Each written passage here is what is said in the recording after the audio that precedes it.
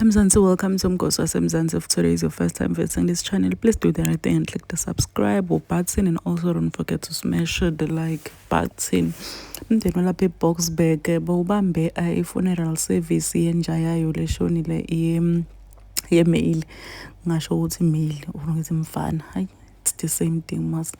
So bekunema-guest, kunedeko, kunekudla, kunetipishi, ayikho into lebengekho guys lapha emngcwabeni. Bekungathi kubanjwe nje I can't even say umngcwabo wemuntu, but I can say ukuthi bekungathi i-party because madeko nani kwendiwe emaphathini kakhulu lokho.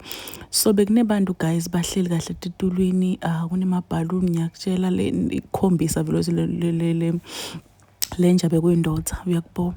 So abantu bayasho nje bayakhomenta lapha kuma-social media platforms ukuthi hayi yayi kuba nemali kuba nemali kunesondo, cause what is this. Balabani nje basho ukuthi ayi cha, nibantu nje laba attendele ya funeral yenja nje, ayi cha banesikhathi she babhorekile abantu abanemali, they just get so bored nje bangekho ukuthi bendeni. But some did say ukuthi Nkosi yami, if ngabe benadi kokuthi kuba ne-pet, if seyindlulile emhlabeni kubuhlungu njani, cause uphila nayo isikhathi leside, uhleli nayo uyijwayele, so kubuhlungu kakhulu. So some people are saying ukuthi abablame loya mndeni ngokuthi wende i-funeral service lenhle for inja yabo. Labanye nje bayasho ukuthi baya-understanda, but labanye bayasho ukuthi hayi kuba nemali Nkosi yami ave kusono. Please do comment what you think below down in the comment section. Don't forget to hit the notification bell.